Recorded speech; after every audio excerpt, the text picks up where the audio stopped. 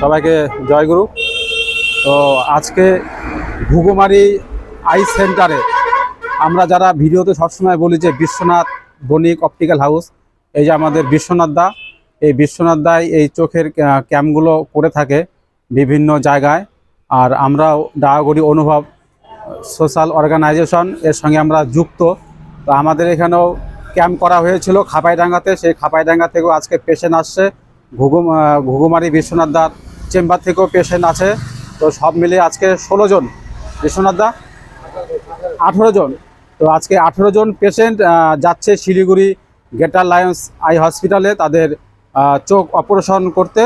তো এই যে এখানে যারা চোখ অপারেশন করবে এখানে ওনারা আজকে এসছেন। আমাদের শিলিগুড়ি গ্রেটার লায়ন্স আই হসপিটালের গাড়িও প্রায় চলে আসছে। তো সব রকম নিয়মকানুন আমাদের বিশ্বনাথ দা বলে দিয়েছে কি করতে হবে না করতে হবে। তো এই পেশেন্টগুলোর অপারেশন হয়ে গেলে আবার তারা সেই গাড়িতেই আবার এখানে পৌঁছে দেবে। তো আমাদের এই মুহূর্তে শিলিগুড়ি গ্রেটার লায়ন্স আই হসপিটালের গাড়িও চলে এসছে।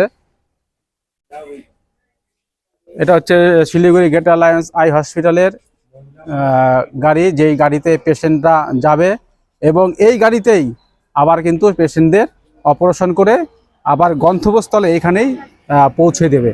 তো আমরা বিশ্বনাথ থেকে বলবো এক এক করে পেশেন্টগুলোকে নিয়ে গাড়িতে তুলে দেওয়ার জন্য। তো পেশেন্টরা সবাই গাড়িতে ওঠার জন্য যাচ্ছে। তো আমরা সেই ভিডিও আমরা দেখাচ্ছি।